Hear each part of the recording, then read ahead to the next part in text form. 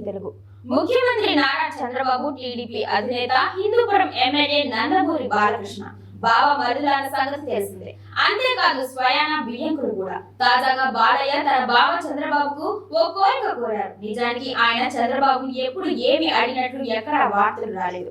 గతంలో 10 ఏళ్లు ఎమ్మెల్యేగా ఉన్న చంద్రబాబును ఏనాడు ఇది చేయి అని అడగలేదు. కానీ ఇప్పుడు బాబుని బాలయ్య ఒక చిన్న కోరిక కోరారని టాక్. ఇంతకీ ఏంటా కోరిక?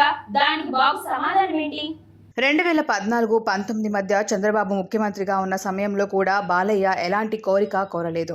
అయితే కూటమి ప్రభుత్వం వచ్చిన తర్వాత బాలయ్య తన బావ ముందు ఒక కోరికను పెట్టాడు.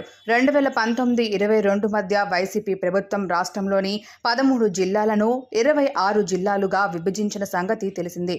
ఈ క్రమంలో ఉమ్మడి అనంతపురం జిల్లాను విభజించి శ్రీ సత్యసాయి జిల్లాగా ఏర్పాటు చేశారు. అయితే దీనికి జిల్లా కేంద్రంగా పుట్టపర్తిని ప్రకటించారు.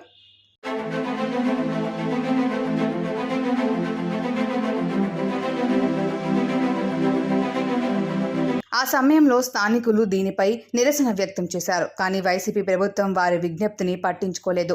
అదే సమయంలో ఎమ్మెల్యేగా ఉన్న బాలయ్య కూడా ఆందోళనకారులకు మద్దతు పలికారు. అయితే వైసీపీ ప్రభుత్వం పట్టించుకోలేదు. ఈ నేపథ్యంలో కొత్త క్యాంటీన్ ప్రారంభించేందుకు బాలయ్య హిందూపురం వచ్చారు.